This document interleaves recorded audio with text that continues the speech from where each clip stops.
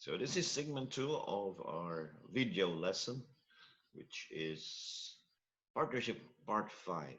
But we are now discussing corporation. So we are in the test of determining the nationality of a corporation. And the fourth test is the grandfather rule. In some cases ruled by the Supreme Court, it states that the grandfather rule is applied in determining the nationality of a corporation. So it traces the nationality of stockholders of investor corporations so as to ascertain the nationality of the corporation where the investment is made. But the recent Supreme Court ruling, which was in the case of Nara Nickel Mining and Development Corporation versus Redmond Consolidated Mines Corporation, decided in 2015, the Supreme Court ruled that the grandfather rule can be applied only when the corporation's Filipino equity falls below the constitutional threshold of 60%, or if there exists a doubt as to the Filipino to foreign equity. So there are only two guidelines in order that the grandfather rule should be applied. So we have an example here which involves two corporations owning one company. And to illustrate here, MV Corporation and AC Corporation have equal interest in XYZ company. So meaning equal 50-50. So the ownership of MV and AC to XYZ in XYZ company is 50% each. Now MV Corporation is 60% owned by Filipinos, while AC Corporation is 50% owned by Filipinos, meaning 40% of MV Corporation is owned by foreigners, while AC Corporation is owned by foreigners at 50%. So by the grandfather rule, the percentage of Filipino of MV Corporation in XYZ is 30%. How do I get 30%? So if it is 60%, you multiply it by its interest in the company, which is 50%. So 60 times 50% is 30%.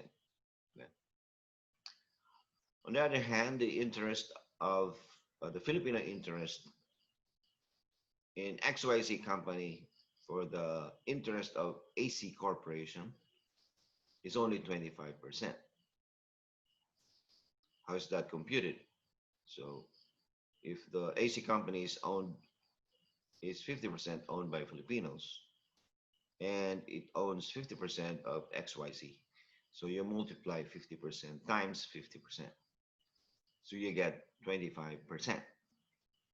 So hence the Filipino equity of XYZ company is only 55%. So 30% plus 25% is 55%. So it falls below the constitutional threshold of 60%. So in this case, it cannot operate nationalized or partly nationalized area of industries or business, like mining. According to this example, the application is the test is limited, however, to resolving issues on investments. By the Foreign Investment Act, the grandfather rule is merely an ancillary or meaning supplementary rule to the main method of determining nationality, wherein corporations that are 60% owned by the Filipinos are automatically considered as 100% Filipino owned. So only when a corporation is less than 60% owned shall the grandfather rule be applied. So let's go to the different classes of corporation. So there are 5 classifications. First one is as to organizers. These are public and private. So in a public corporation, it is the state who organize the corporation, while public, of course, private persons, or a combination of the two, private and the state. Now, the second has to function. So, what's the function of the corporation? If it is public, or if it is for government or portion of the state, is public. Well, if it is for private persons and usually for profit making, it is private. As to governing law, so it is public if it's governed by special laws or the charter who created the corporation or the local government code. So example of public corporation here that falls under the first three classifications. Sample of public corporations are municipality of Minglanilla and other most municipalities, or the city of Cebu, or the city of Lapu-Lapu, or the province of Cebu. So these are public corporations which are governed by the local government code. On the other hand, special laws, those public corporations which are created by a special law like the MCIAA. This is the Mactan Cebu International Airport Authority, who is now the one managing the Mactan Cebu International Airport. And other public corporations like the Corp, the PCSO, these are created under special laws.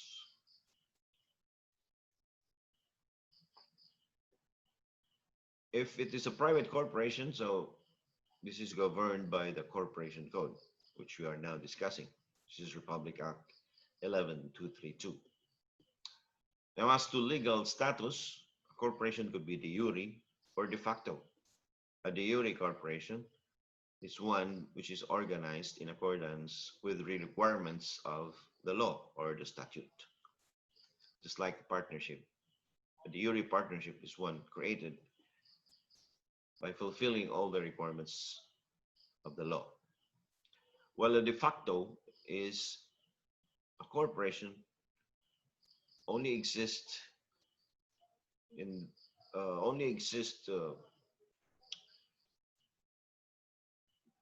by other third persons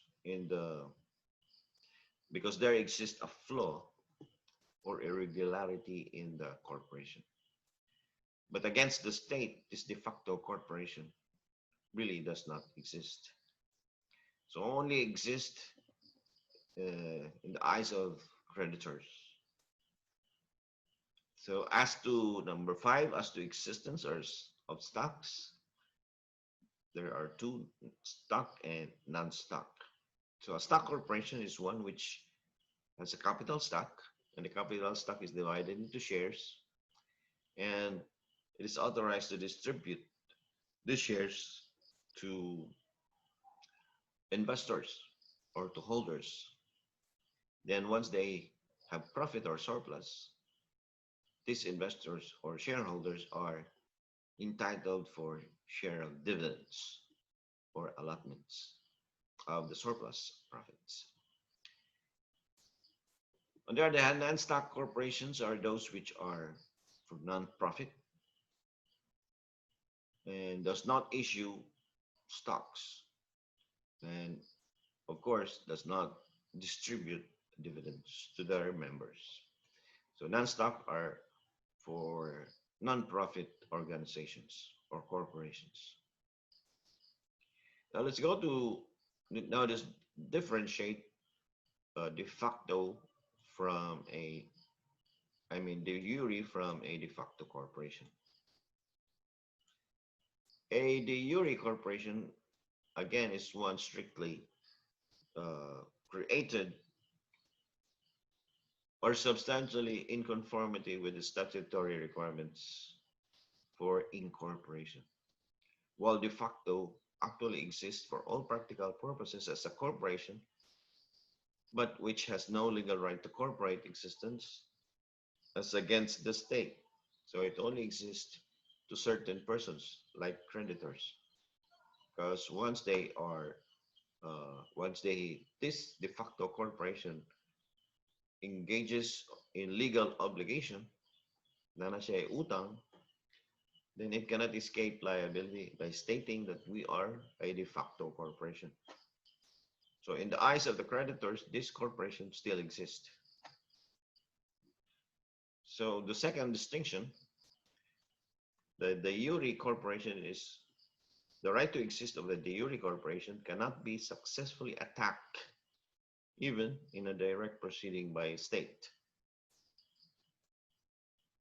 While a de facto corporation, the right to exercise cannot be inquired into collaterally in any private suit, but only in direct inquiry by the state. So this direct inquiry and a proper court proceeding is called a quo warranto proceeding. So it's quo warranto proceeding.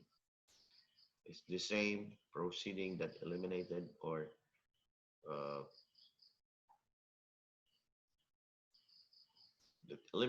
the uh, Supreme Court Chief Justice Sereno, quo warranto proceeding.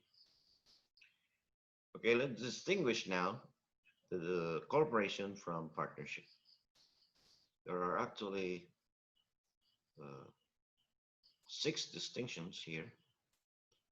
Now, as to manner of creation of the juridical personality, a corporation starts its juridical personality from the moment the Securities and Exchange Commission issues a certificate of incorporation.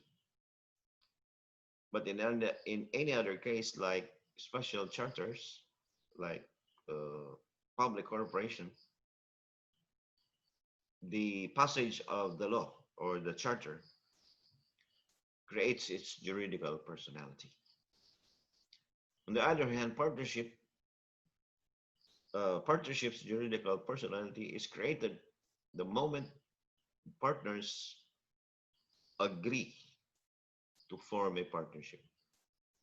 So it does not require the imprimatur or the approval of the state. And let's go to the second distinction. As to organizers, the corporation may be organized by only one person, or at least 2 or more, but not more than 15 persons. So in case of one person corporation, this can be created or organized by only one person.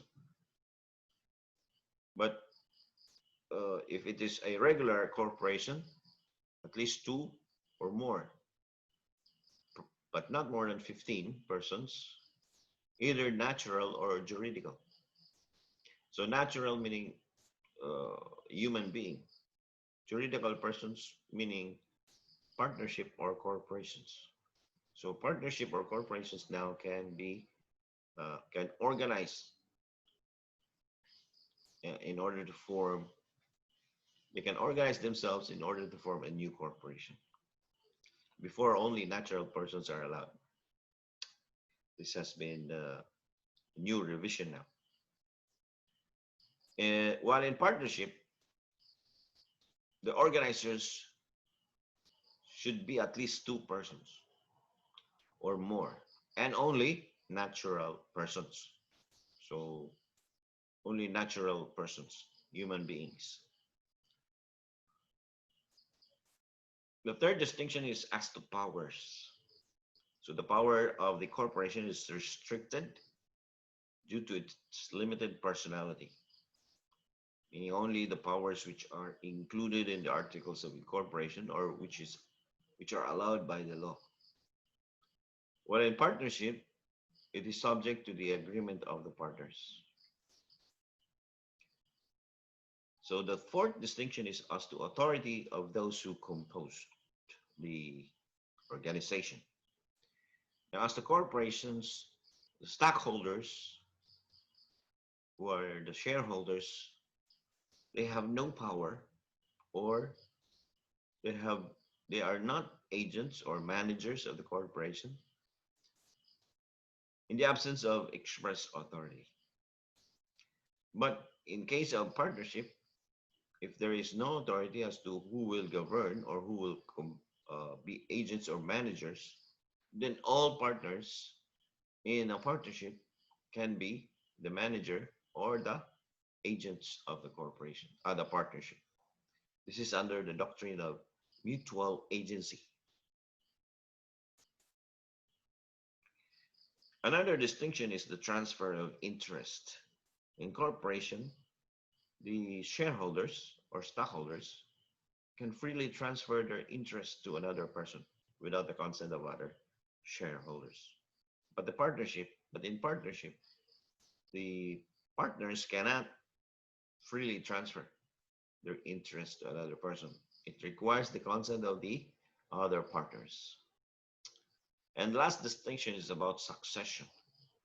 Now, succession happens when uh, there is death, retirement, insolvency, or civil interdiction, or insanity of the shareholders.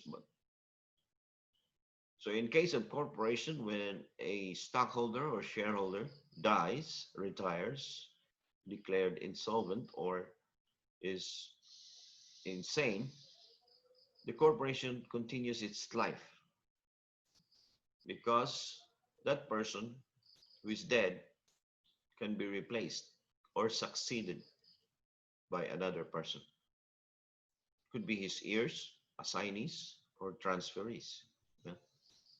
But in partnership, when a partner dies, retires, or becomes insolvent or insane, then there's a change in the relationship among the partners.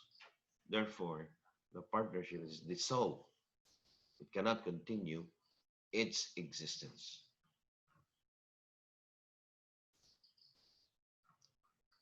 Now let's go to the components of a corporation. We have 7 incorporators, stockholders, members. Actually, only 6, no? Because the stockholders and members, they are in different kinds of corporation. So incorporators, these are the persons, either natural or juridical, who are mentioned in the articles of the incorporation. So the articles of incorporation is the agreement. It is the contract among the organizers. So they are the ones originally forming and composing the corporation. And they sign the articles and acknowledge the same before a notary public. So they can be natural persons or of legal age, or a juridical person, either a corporation or a partnership. So in the case of one person corporation, at least one natural person, or jointly but not more than 15.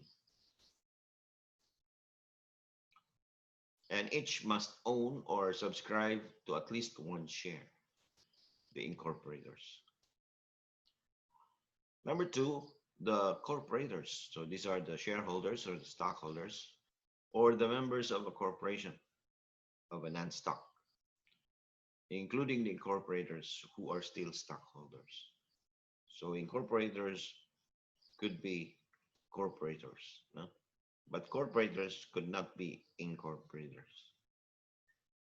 So number 3, stockholders or shareholders. These are corporators in a stock corporation. So stock corporations are one organized for profit-making ventures. So this is for profit-making ventures. Members, on the other hand, are corporators in a non-stock corporation. So non-stock corporation are those engaged for non-profit. So examples of corporators in a stock corporation are those owning stocks in CITU, Cebu Institute of Technology University, where this corporation is an example of a stock corporation. On the other hand, members of a non-stock corporation, example of which is that of the University of San Carlos or University of San Jose Recoletos. These are schools which are non-stock corporation, or University of Southern Philippines Foundation. So this is a non-stock corporation also for non-profit. And the fifth, these are the directors and trustees. So the board of directors, they are the ones who are managing or governing the stock corporation. So in CIT, we have board of directors. While the board of trustees is the governing body in a non-stock corporation. So these are the governing bodies of the USPF, USC, or USJR.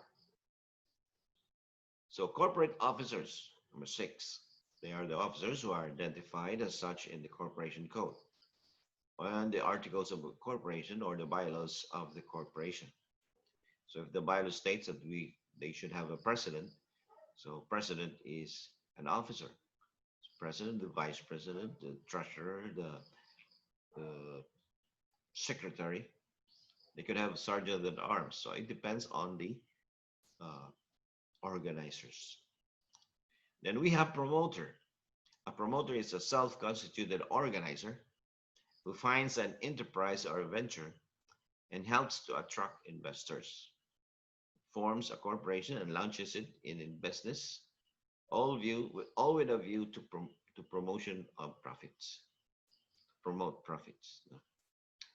So the promoter is the one who organizes people or persons to form a corporation. And due to their industry, they're given shares of stocks.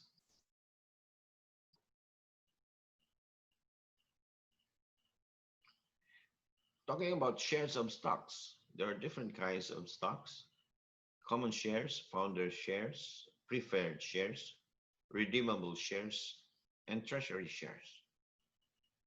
So the basic class of stock ordinarily and usually issued without extraordinary rights or privileges is the common shares. Common shares only entitles a shareholder for a pro rata division of profits. Okay, usually for division of profits. The second type of stock is the founder shares.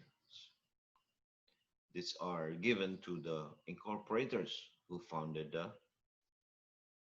or organized the corporation. So these shares are given rights and privileges which are not enjoyed by others kind of stocks. So it is given the exclusive right to vote or the right to be voted in the election of directors.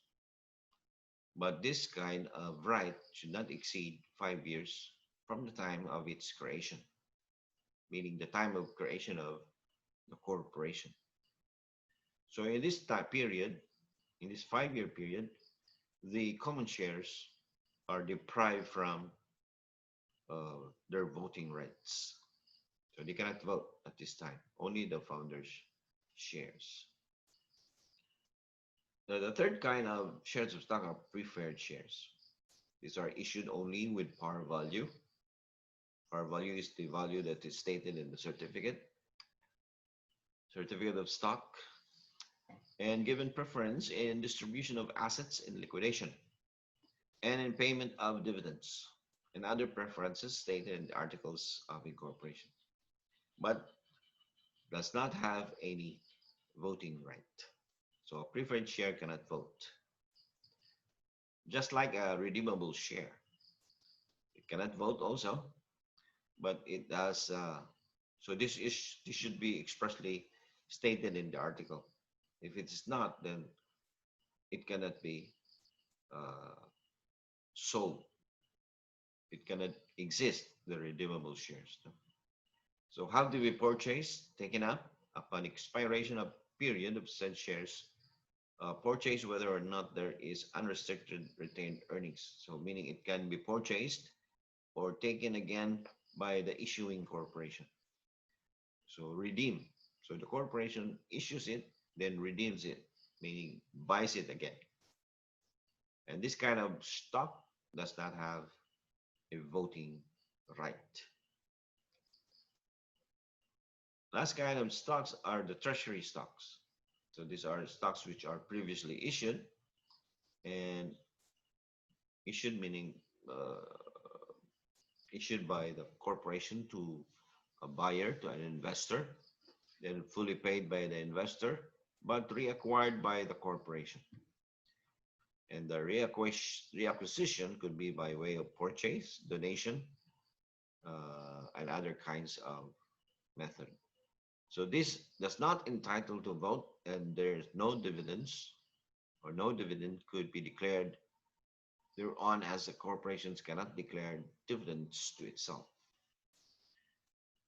So if a corporation issues redeemable shares and then redeems the share, the shares would go to treasury stocks. Okay, that ends our discussion for this segment. All in all, there are only two segments, segments 1 and 2. And we will continue discussing after you'll take the quiz and problems. For any questions, suggestions, or comments, email me to my Gmail account, Maceren and Maceren Law, or message me to my FB account, Attorney Lyndon Mac. Thank you and have a good day.